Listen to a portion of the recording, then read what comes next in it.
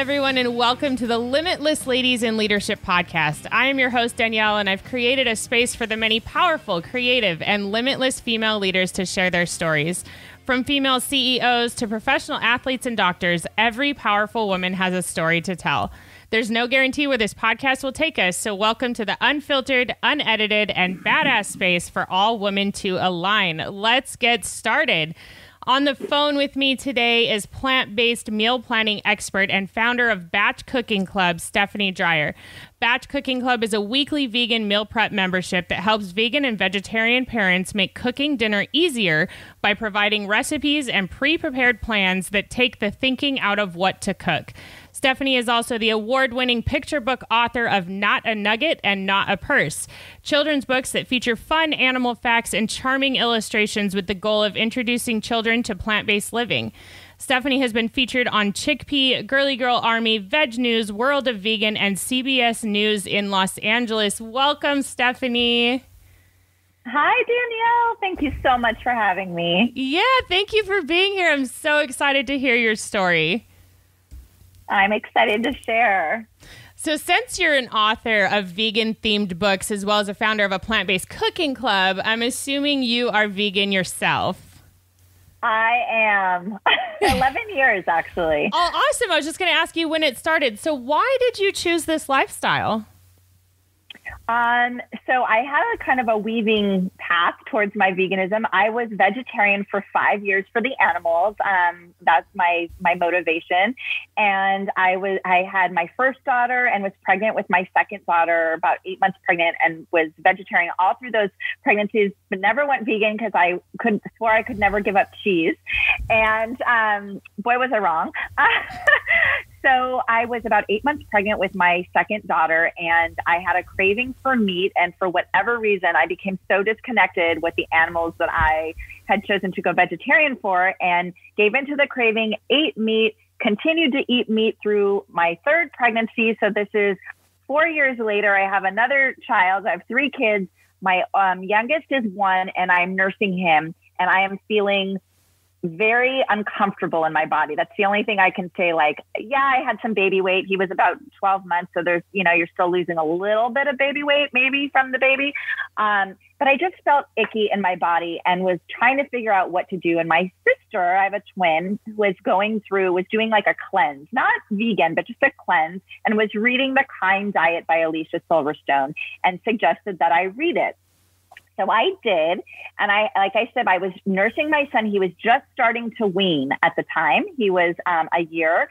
And Alicia goes into great detail about dairy farming, which I had never really known the facts about that. When I went vegan for the animals, vegetarian for the animals, it was because of an experience I had with slaughterhouses and meat, not specifically dairy. So I think that's why I never had that piece. So after I read this book, and I'm literally, nursing my own child, I connected with Mama Cow. That's the only way I can say it. And I was instantly transformed. I went vegan overnight, and my family did not come with me on the journey. My oldest actually ended up going vegetarian a few years later. She's been vegetarian for 5 years. But it was so compelling to me that that's what happened overnight. I went vegan. I gave up. We were on vacation. My family was ordering cheese pizza that night. I wouldn't eat it. Everyone said it would be a phase, and I haven't looked back since. Wow. So did you have any fears around being pregnant and changing your lifestyle like that? Well, no. So I was vegetarian with the first 2, and I had already had Jake. He was 1, so I wasn't pregnant. So I was just, okay. By then, I knew the vegetarian. There were plenty of fears and challenges about going vegan overnight with a family who was not, and being the primary cook and grocery shopper in the family, which is kind of where I landed, where I did in my career as a meal planning expert.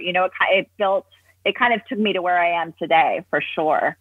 So let's talk about that a little more. So you decide that you're going to go vegan, and what does the rest of the family say? So as many vegans, I'm sure I can relate, when you receive this information, you read about this, your eyes are opened, and you just think, whoa, everyone, when they read this and hear this and find this out, they're going to, of course, come along with me and go, of course, Stephanie. And I was just devastated that they weren't. Like, my husband was like, wow, that's terrible. And that's so amazing. You have so much discipline. You're going to do that. Supportive. But it was like, yeah, I can't do that. And, you know, I have little kids. I had a 3-year-old and a 6-year-old and the 1-year-old, right? And so I can't tell them, I can't tell them about Mama Cow getting raped and, you know, her baby stolen from her. That's not appropriate.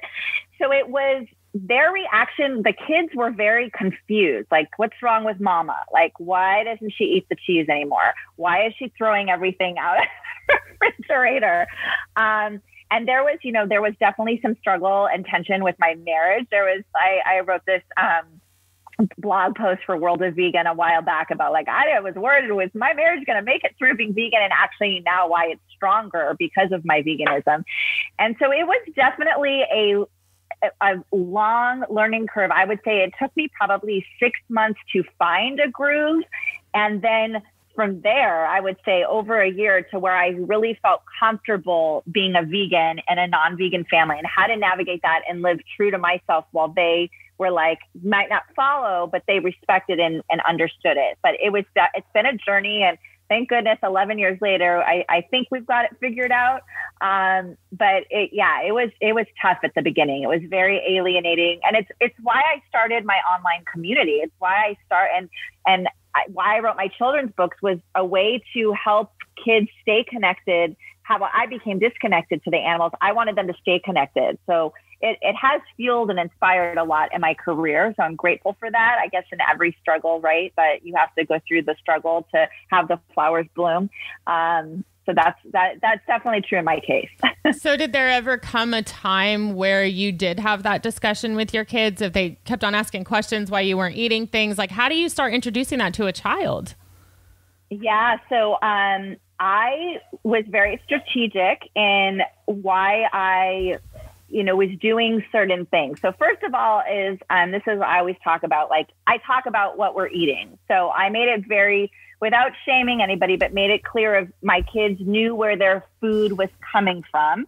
And obviously it's changed over the years because, I have a 17-year-old now and the one who's gone vegetarian. There was a point where I could actually talk to her about dairy and why can't you give up the dairy? And do you know this is what's happening? But I couldn't at the beginning. So I did it in age appropriate ways. It started with just conversations around the dinner table, just making them clear and, aware of where their food comes. And that includes like the plants, that we eat. So, there's a farmer who puts the seeds in and he or she sows that. And so there was a lot of gratitude and appreciation for where our food comes from. And it doesn't just show up at the grocery store. Also getting them involved in cooking it as well. And then, I would have children's books. They were young. Another reason that inspired me to write my picture books, there were picture books that I would read to them about veganism or animals so that they would stay connected. And then I would, I don't want to say I was sneaky, but I would say I was reading an article or watching something. I might get emotional and they would say, oh, what are you reading, Mom? And then I could open up the discussion to say, well, I was just reading about blah, blah, blah, but to frame it in a way that would be, for them and make them think, oh, So I would try to come up with opportunities. Even reading the picture books was an opportunity to talk about animals and talk about why some animals are pets and some that we eat. Why is that? Why do we do that? So just a lot of conversation, coming up with ways to talk about it. And then, of course, sharing the deliciousness of plant-based food, just showing that all this amazing food that you can have, you don't need animals. And that was another way that I navigated that. That's awesome. I really like how you brought up where food comes from and not limiting that to just animals, because I think all of us can get so disconnected. We are very fortunate to have grocery stores and we go in and we just go pick up what we need and we cut it up at home, or we buy pre-prepared meals and we never think of the amount of work that it took for that little seed to become a lettuce or a tomato or whatever.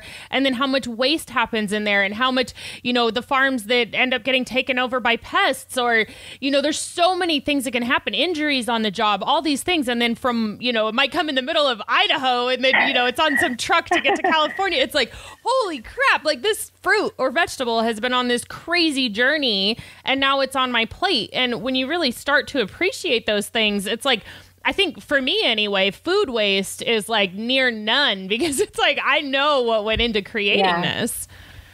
Absolutely. Absolutely. We're speaking the same language for sure. I can totally identify with that. Yeah. So what about school? Because when I think about kids, even if they're not fully vegan, but they're starting to like go on this journey or starting to learn more, there's birthday parties, there's school, there's places that moms can't control. So how did you kind of handle that when your kids became curious? Yeah, so my kids are not vegan. I told you though, in the house we're vegan. So, well, I should say I would control what I could, right? And I had to learn. I definitely had to learn because I wasn't at the beginning. I was like, you will not eat this. You will not eat that. I had to learn to kind of let go of control of what happens outside of the home and let them make choices. And even now with their lunches, they make their own lunches. I let them decide, like I'll meal plan with them. What do you want for lunch? But they can decide to have meat. They're going to make that sandwich with the meat. Mom's not going to make that sandwich. So I try, like when we go to places, I will bring vegan dishes. I will be bringing vegan whatever to contribute. So they know that. But outside of the home, I had to get really comfortable because for my mental health, to be honest, you drive yourself insane, and the stress it puts on the kids, the anxiety it puts on their kids. And again, you have to wait for certain milestones age appropriately to explain, well, why you don't want them to have the milk in that cupcake or whatever. And then I didn't want them to be resentful of veganism. And because they couldn't have the cupcake at the party because it wasn't vegan, I didn't want that resentment to be, because they're not, they might not be old. I took the stance. I wanted them to make the decision for themselves. Just like I did. I had to learn compassion that I wasn't vegan my whole life. And, I wasn't a horrible person. Right. So and I'm lucky at school. Our schools here, I'm in Los Angeles, they don't allow food for parties anymore. So that kind of was off the table. And we have a great nutrition garden program. And so I volunteered with that. So I kind of inserted myself so that when we were doing these nutrition lessons, I could make sure they were plant-based appropriate and made sure they included that. So it was a little bit of control in there, I have to be honest. But for the most part, I did have to kind of learn to let go when they're outside of the home, trust that I've taught them to ask the questions. And if they make the choice to have the chicken nugget or whatever, that they know where it came from and that they're, present and aware of that, it's an animal and why they're eating it. So that's a very long answer to your question, but that's okay. I love it. Through the years now that your kids are a little bit older, have they been exposed to any slaughterhouse footage or anything that kind of showed them really where the animals came from? So I tried with my older one for sure. She's vegetarian. So that was, I think, kind of a catalyst. I mean, I like to think that I had something to do with it too, but she definitely informed herself. The other two, I made a mistake. I showed them, we were watching, I can't think of what the movie was. It's like with the super pig. Do you remember that movie? It came out several years ago. It was about a super pig. And it did have some of that footage in it. And, the two little ones were too young, and I think I scarred my middle one. Like I thought she was going to go vegan for sure after that, but she did not. But they have made certain choices of certain things they won't eat, right? But so I need to. I had to reevaluate. Like at that point, I made a decision like, oh, that is really heavy stuff. And now those two younger ones are 12 and 15. And so I haven't reintroduced it, but I do recommend like really knowing your kid and being ready, to intervene. And I feel so bad. I hadn't seen the movie before, so I didn't even think we were watching it together. So screening that footage ahead of time, I might be, sounds like, oh, no brainer, no dust stuff. Yeah, I really should have done that. So it did lend for good conversation afterwards. And I mean, it's something that I'm very obviously, I talk about, they're so used to it now, 11 years later. It's like, they know why and they know what. And my 12-year-old, actually, he has these phases where it's so interesting how kids they can become so present and then disconnect. I guess how I didn't with my vegetarianism, but where he'll have phases where he doesn't want to eat this. Like he won't eat bacon, right? At home, he won't eat the bacon. He only has the vegan bacon. But when we're on vacation at a restaurant, he'll order the bacon. So it's interesting. And he's very adamant that he's not going to eat the bacon because of the pigs. But then, so it's interesting. Their minds, I think, are still trying to figure it out and form it despite all the stuff that he's been exposed to through me.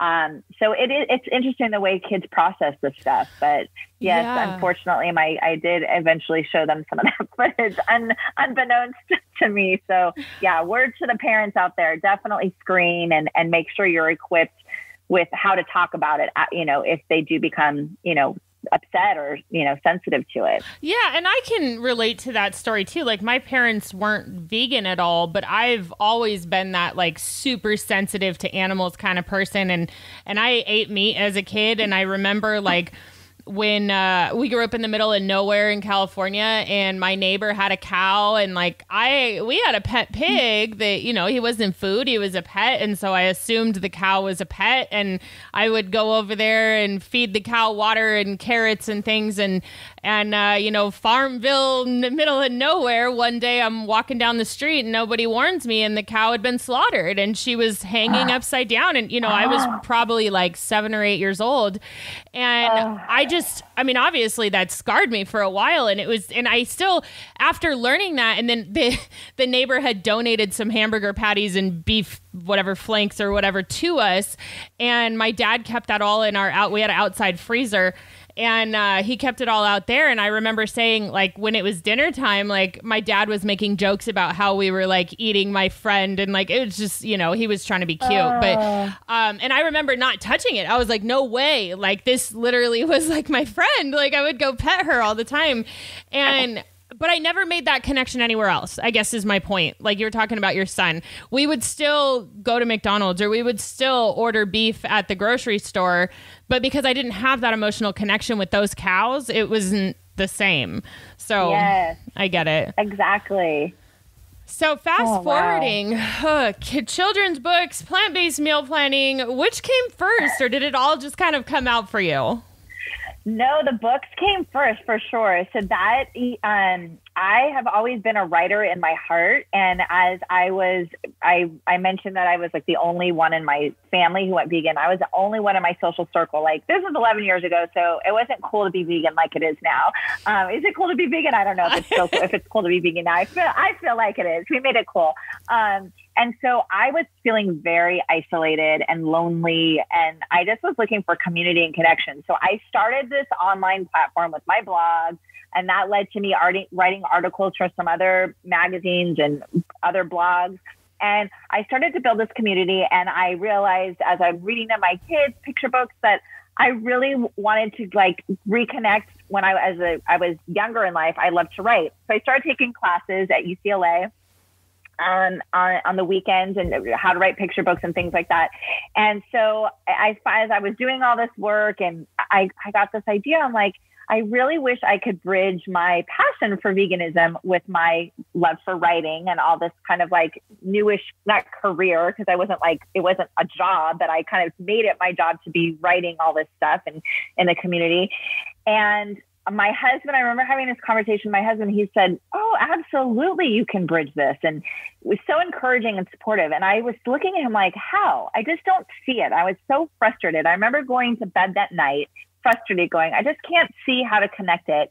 And literally, this has never happened to me before. It hasn't happened since. I was woken out of my sleep that night, and I had this burning, like, words coming at me to write down. So I grabbed in the dark, whatever I had, I was writing down. I woke up the next morning, I had the first draft of Not a Nugget, my first picture book. And that was the second book is a sequel to that. I actually have a third one in the works. And It was literally inspired by veganism and wanting to get kids to stay connected, like what we were talking about, to stay connected to the emotional and personal identification with their animals, their animal friends, and see them as friends versus food. And so I had a lot of work to do after I did that outline, because it's a nonfiction picture book. So what I do is I researched the animals and found facts, like real facts, that kids could relate to, so that it personified the animal for them. So like, for example, for the pig, it was like, did you know that pigs can play video games just like you with a joystick? And so what kid can't identify with that? And so, not bacon, this pig can do this for you, or play like you do. And so that's how the book came about. It was like this wild, inspiration in the middle of the night, and became the beginning of my Not a series, because they're not a nugget, not a purse, and then I have Not a lipstick coming out. So you can guess what, the first one was about food, the second one was about like clothing and home goods, and then the last one will be about beauty. So that was the beginning. And then the meal planning happened, as I mentioned earlier, through struggle, a lot of struggle about how to feed my family. I was a very passionate, accomplished home cook. And I, had 3 young ones, and they're all starting to eat, right? And it's different than just feeding me and my partner. So it was coming up with and having a busy working life. I had a job and trying to juggle, how do I feed my family? And then how do I feed my family when I'm vegan and they're not? Because I was making multiple meals a day for breakfast, lunch, and dinner. And I was working and juggling motherhood and volunteering and all the things that we do, as human beings in this crazy world. And it's like, there has got to be a better way. And so in navigating that, I didn't realize it at the time, but I was creating my 5-step system. That is my signature system, part of my meal prep membership, Batch Cooking Club. And then I developed that as I was, there's that piece to it, but then there's also the recipes. How do you feed a family with one meal when they're not all eating the same things? And that could be, gluten-free, allergies to certain things. So coming up with meal ideas that is a base meal, but that can also be adapted easily without making a whole separate meal. So that's really how my membership evolved. And I started teaching classes and was getting such great response about these classes, about prepping stuff on the weekend that then sped up the meals during the week. That's what led me to go, I think I have something here. People are asking me to do this, and I just can't keep it up with a full-time job, and they want more. They don't just want it once a month. They want it every week. And that's how Batch Cooking Club evolved my digital membership. So Again, out of struggle and just doing it and getting the feedback is how it became a business. That's really cool. So Batch Cooking Club, so you were saying that you're using similar ingredients, but that it can be modified for people with like different eating preferences or whatever. So what comes to mind is like, okay, I'm going to make a burrito, but for the gluten-free person, we're going to omit the tortilla or substitute it. And for, the one that's not vegan, they could add chicken or whatever they want to it. But here's the base is rice, beans, veggies, whatever. Is that kind of what you're talking about? Exactly. Okay. Exactly. That's exactly it. And I really have fun cooking for my family to come up with these different ideas that are, because kids can be picky too, right? And whether you're plant-based or not, I think as a parent, you want your kids to eat healthy and you want them to eat vegetables. So as a base, like you were saying, the vegetables, the grains, or whatever format that's in. But if you have to make a side of chicken, you have chicken and tofu, and you decide which protein you want to put in. And like you said, gluten-free, you have 2 kinds of wraps or something like that. So that's exactly what it's about. Is everyone's eating the same thing, but they can customize it to their needs. And for me, it was transformative. Meal planning is transformative. And I see it with my members all the time. It's like, you don't realize what you're missing in your day until you eliminate that extra fuzzy stress at the end of the day to hurriedly go to the store or throw something together. When you already have it planned out and you're like, yeah, I got everything in there. It's going to take me 10 minutes or 20 minutes, or maybe it's already prepped and you just have to reheat it. There is a ease and like you almost get something back in your life that you didn't even know it was missing, and connection with your family, and just less stress. Mom's less stress. I am so much less stressed when I have my meals, since I do meal planning. So yeah, I could talk forever about that. No, I love this topic. I'm such a huge proponent of meal planning myself. And, I have people say, well, it's going to take me all day on Saturday or Sunday or whatever. I'm like, first of all, it's not going to take you all day, especially once you get used to it. But if you add up all the time it would take you to make dinner every night, or even if it's just going to the local store on your lunch break or whatever, how much time it takes to drive there, order it, even if you're getting Uber Eats or something, how much more money are you spending when you're doing that? Like, I save so much time and money, and I'm not getting any of the preservatives. I'm not getting added salt. I know what's going into my food, so I know exactly what I'm eating. And it's just so much healthier and cost effective that way. Absolutely. And I get that a lot. Like, I don't want to spend all day in the kitchen on the weekend, meal prepping. And my approach is actually not to spend like 5 hours. My approach is to spend 2 hours or less and make about 5 or 6 things at most that are going to help you the most during the week. So I'm not about like making everything for the week, but looking at my schedule to go, I'm going to need help with lunches because I've got meetings and I'm going to need to have it ready to go. And I'm going to need help with dinner on Wednesday, Thursday, and, Tuesday, maybe, let's say, because my energy is going to be low, or I've got meetings or carpool, whatever. And so it's about strategically going, okay, I'm going to make the sauce ahead of time for the meal that night. I'm going to make the filling for the tacos ahead of time. I'm going to make some grains and some marinated tofu so I can throw Buddha bowls for lunch together. It's being very strategic. And that is my approach to Batch Cooking Club. My membership is to help people. I give you 4 to 6 recipes to make on the weekend or whenever you do your prep. And then that gives you 4 dinners during the week that are either all prepped or semi-prepped that you just kind of have to, make in like 30 minutes or less to get ready. So it's then looking at your schedule and figuring out where do I need to plug those in to help myself when I can't make dinner from scratch or lunch from scratch, for example.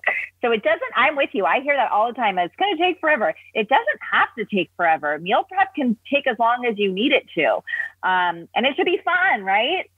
Absolutely. I know. And it kind of goes back into what we were talking earlier with the appreciation of food. And when you're really like spending that time, cleaning vegetables, chopping them, putting this whole thing together, it becomes so much more appreciative when you go to eat it too. Yes, I feel the same way. I mean, food is my love language. So I feel like when I'm doing that, I'm giving myself a gift. I'm giving whoever's eating that food a gift. And like you said, it's so much healthier. It doesn't have the preservatives. You can control the sodium. You can control the oil. And I just feel like it's a part of that process, exactly what you said, of connecting and being more present with your body, right? Just being, I don't know, that's something I've been trying to focus more on, is being more in connection with my body. We're running around so much, whether you're a parent or not, as human beings on this planet, we are always running and hurrying, and at least in our American culture. And so it's nice to have that excuse almost to breathe and pause and get present about how you're going to nourish yourself and how you're going to really set yourself up to succeed. I mean, it all starts with the nourishment, right? If we're not nourished, we can't do all the goals that we have for ourselves. So I love that, Danielle. We have a lot in common that way, the way we see it. Yeah, for sure. So are you working a regular job now, or have you moved on to just the meal prep and the books? So right now I'm currently just doing the membership. That's my goal, is to keep it a full-time thing. I am right now kind of juggling some side things if they come to me, but ideally I would love my goal is to make this full-time. Yeah, that's awesome. And it seems like you're almost there already. You're doing amazing. Thank you. So I think when people, I'll speak for myself. When I thought of like starting my own business or doing my own thing, it's like, I have all these ideas and it's like, oh, this would be cool. This would be marketable. People are looking for this, do some little research, talk to people. And then I would kind of get down. I'm like, oh, well, how do I start it? Or I don't have the courage or the, I don't know, experience in certain areas. How is this going to start? And so I would keep going back and forth and be like, well, my current job's pretty good paying and I should probably just stay here because there's benefits and there's all this stuff. And after time, I just realized that I was so miserable working under a corporation. And I was just like, you know what? I don't know what it's going to take, but I'm going to start doing my own thing. And that just recently started for me. So I'm curious for you, what was the kind of shift that had to happen from I'm going to work this normal quote unquote job to like, you know what? I want to start doing my own thing. Like, what did that take for you? Yeah. So for me, it was kind of like the universe kind of giving me a kick in the butt. I had a full-time job, which my dream job. I was working it for a personal brand in the vegan community, doing what I love to do, but, doing similar things to what I would do now for my membership as far as marketing and writing and things like that, product development. And I got laid off unexpectedly and was like, oh, what am I going to do now? And I'd had this online community that for like 7 years, and I'd launched the book. So I had the books, but the books weren't like a full-time income or anything. And I was like, what do I do now? And now or never. Like, I didn't have a product. I talked about meal planning all the time. I was giving away all this free content, sharing all this information. And I'm like, how do I make this a business? And it was kind of like, okay, it's now or never. So that is what happened. I was consulting, like taking freelance project jobs because I have a marketing background. So that's what I was doing, just consulting while I launched it. And then when I launched it in January of 2020, my kind of consulting gigs had kind of died down. And I kind of was like, okay, I'm just going to focus on this. And then COVID hit. And so I never really found like another job to, nobody was hiring during COVID. So it just kind of became like, all right, you have to make this work. You have to figure out how to make this work. And all transparency, like I'm still in startup mode. It's not a full-time income yet, but I'm on my way. And like, that's my goal. I think that my advice would be is if you're going to start a business is to have if you have a family, if you have the savings and you're not worried about that. But for me, like that's causing an additional, as an entrepreneur, it does cause an additional stress, right, of that income. So ideally, I would have started this when I had a job. I don't know if I would have done it though if I didn't. I think getting laid off gave me the kick in the butt to start it. Yeah. But then I would suggest for myself is like getting the side, even a part-time job, just to cover the bill so that you can, rest assured to not have that pressure of the business at the beginning to make the money, because no startup is going to, unless you've got back funding from somebody, it's not going to be instantaneous. Yeah. So I needed the kick in the butt by getting fired, but the financial stress of, until it gets up and running, I think I would love to have like a little side gig right now just to like not have to worry about that. But I will say I'm super motivated to make it work because, you're trying to make it work. Yeah, I can. And then having the community too, I was going to say, I don't think I would have been able to be where I'm at in the business right now without having that community I built over 7 years, the books, whatever. I had been talking about this, right, for years. It's like I was talking, people knew I was the meal planning person, right? So that helped as well.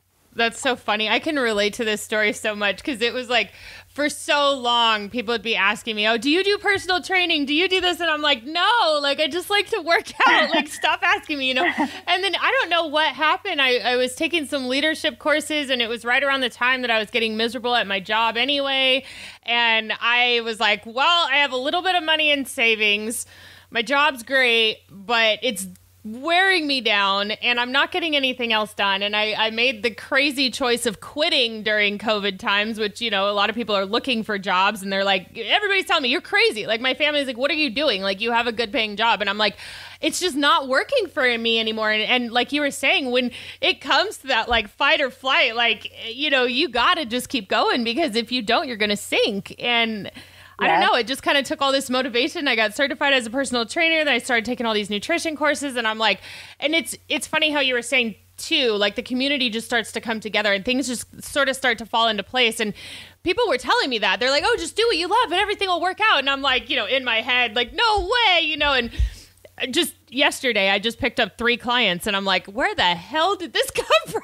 Like, okay. Yes. I love that. I love it. So motto of the story, do what you love and things will come to you. Exactly. And opportunities like that you don't even realize are available or out there pop up and you're like, I didn't even know that was an option. Yeah. So that's so amazing. I love your story too, Danielle. Thank you. So how do you juggle being a mother, a wife, and a business owner? Because that's a lot. So one of my secret sauces, I would say I'm my trade is in marketing, but I am an project manager to a T. I love my Asana and I'm super uber organized. And so the way I make it work, I feel like that whole work-life balance thing is I don't know if there's balance.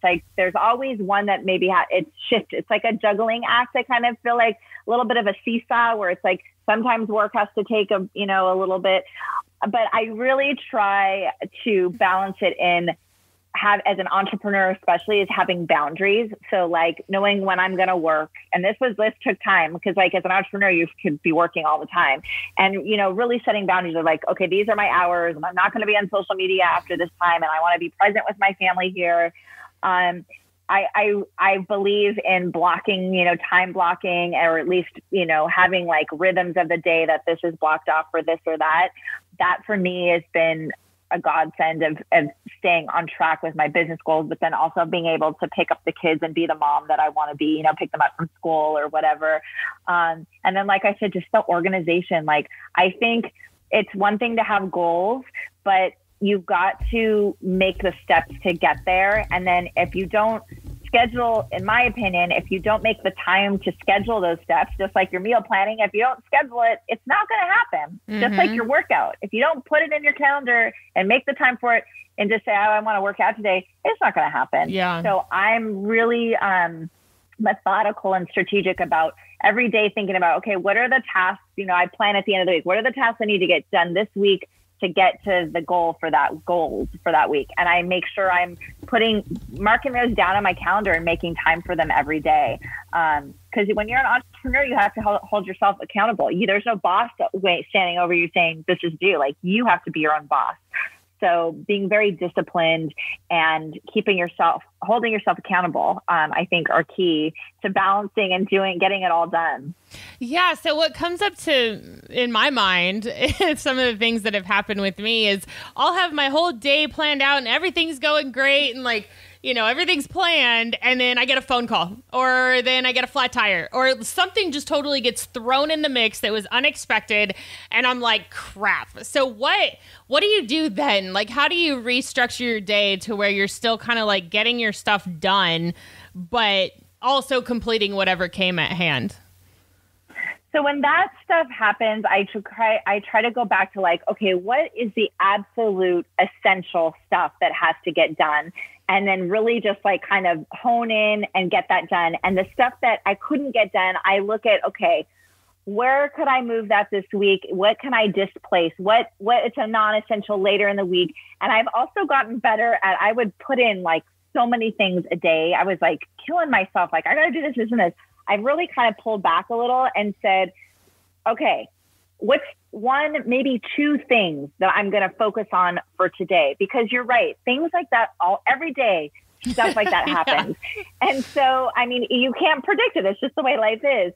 And you also want to enjoy what you're doing and not feel like you're running from one thing to the next. I personally just went through this of my days feel so stressed. And here I'm working for myself. It doesn't have to be like that. So I recommend one, paring back maybe the things that are on your list, but then when you have to pivot, really look at what's essential and be able to move okay. And that takes really getting true to yourself too. Cause it might mean darn, I really wanted to finish this project this week, but then you know what, if that means that your mental health is going to be better, right? And you're going to oh, there's my dog. Sorry. That's okay.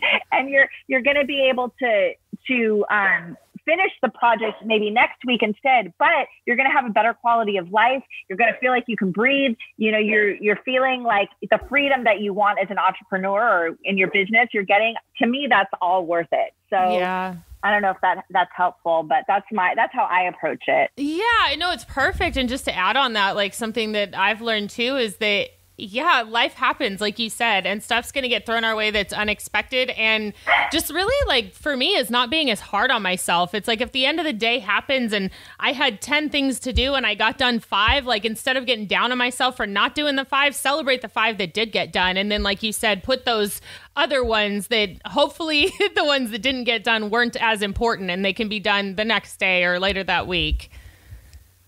I love that idea of celebrating what you did get done. I don't do that nearly enough, and I have to remind myself to do that, especially when you're working alone as an entrepreneur, because what's been great is I'm in a networking group, and which has been great for me, and so we celebrate. That's part of it. Is like. And my coach, I have a coach that runs it, and it's like, she is like, okay, we have to celebrate. And so she's really, by her leading by example, that's forced me to, like, even the smallest wins, I celebrate those now. And I think that's a really great thing that you brought up, because I don't even know, I think as women too, we just like expect so much of ourselves, and we don't always get the credit that we deserve, or the recognition we deserve. And so we have to give it to ourselves instead of waiting for someone to give it to us. We need to do that. And so I love that. I'm like, you're reminding me to celebrate. Well, it's funny because, like I was telling you earlier, I just finished some leadership courses myself. And that was one of the things. We were on a group chat thing on an app, and every day we had a celebration and declarations. And so the declarations were all the things that we were going to get done in the day and by when. And then the celebrations were like whatever we had to celebrate. And I remember in the very beginning, like my coach would ask me like, okay, so what do you have to celebrate today? I'm like, I don't know, nothing. And she's like, nothing? What do you mean nothing? I'm like, I haven't really done anything. She's like, well, did you go to the gym? Did you eat? Did you, let's break it down to really small things. It doesn't have to be, I made $1 million today, Yes, exactly. I know sometimes it's just like, you know what? I had like a really amazing, nourishing lunch that I prepared for myself, and I enjoyed it looking outside and not at my desk, I love that so much. It's such a great practice. I think I need to start doing that again for myself. Put it in your calendar. Yeah, seriously. Oh, so I feel like every time I talk to inspired women, there's always a future plan. So I'm curious with you, do you have future goals in more books or expanding the meal prep in any way, or what does that look like for you? I do. So I have another book in my head that I want to finish to make this a trilogy for my books. And I actually have a ton other vegan picture books that I have manuscripts drafted that I would love to, continue. I just loved writing picture books. And then as far as the meal planning, I really do.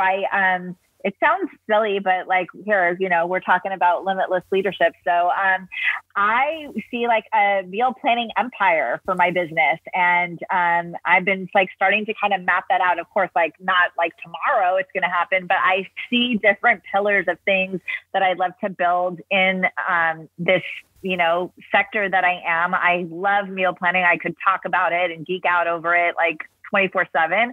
And I just see so much opportunity for resources that I could create and build for families. So yeah, I'm excited. I want to build my empire. That's my next step, is to start visualizing and building what that would be. Yeah, absolutely. And I feel like it always starts with a dream like this, and a plan, and then the plan goes into action, and then you're there. I mean, you've already done it with the meal prepping in the book, so why not?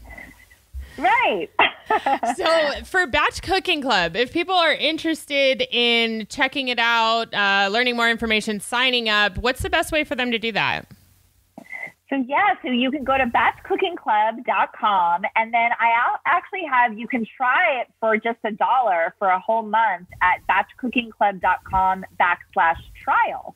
And so that's a great way to literally get a taste of the membership. See what my, I take you through my 5-step process for how to create your routine and set up your plan and all of that. And you get access to the members only Facebook group where I do live weekly calls to support and hold you accountable and encourage you. And so that's the best place to go. batchcookingclub.com and /trial if you want to get a taste for $1 for the month. Awesome. So if people sign up and then maybe they have some questions along the way, are you available for that as well? Absolutely. So I am so hands-on, in the group, email, DMs, you can reach out to me anytime. I love connecting individually with the members. And everybody needs different support. I really feel like there's no meal plan that's one size fits all. And so I've created a system to help you adapt it to what you need. And I'm here to support you, whatever that is. If you need to chat it out or need help figuring stuff out, that's what I'm here for. So absolutely. Awesome. Thank you. I'll include the links here in the description of the podcast as well. Now, if people are interested in checking out your books, I did see that they were available on Amazon. Is that the best way? Yes. Okay. Yeah, Awesome. that's the best way. That not a nugget and not a purse. And yeah, you can just search by my name too, Stephanie Dreyer. But yeah, Amazon is amazing for that. Awesome. I'll list that as well. And then I also have your personal website is stephaniedreyer.com. It's DRYER. You're on Instagram. I always say this wrong. It's Veg Mama, right? It's a veg, because think vegan. So it's vegan, veg mama. That's how, because there's a funny story about that. So when I first started my community, I looked up veg mama, VEG, but it was taken. But then I was like, well, I want to be veg mama, vegan mama. So veg, my brother-in-law was like, well, why don't you just spell it phonetically, VEG? Because then people, and so I was like, that's perfect. But it's still so funny. So many people are like, it's like the best conversation starter because they're like, how do you pronounce it? So, but my intention was for it to be veg, like vegan mama. So veg mama instead of veg mama. It makes sense now that you say it. So VEEG. But it still needs an explanation. Yeah. Yes. But sometimes the explanations are good. People get asking questions and it gets your name out there more. So veg mama, VEEG, MAMA. It looks like you're on Instagram, Facebook, Twitter, Pinterest, all the places. All the places. And then I also have a feed for Batch Cooking Clubs on Instagram and Facebook too. So you can connect with me in a lot of places. Awesome. Well, Stephanie, thank you so much for sharing your story today. And thank you for everything that you're doing, helping people get healthy and teach their kids a little more about eating more plants. And yeah, thank you for your time. Oh, thank you so much for having me, Danielle. Such a pleasure. I love what you're all about and love this podcast. So thank you for having me on today. Awesome. Thank you. And thank you, everybody who's listening. And we will catch you next time.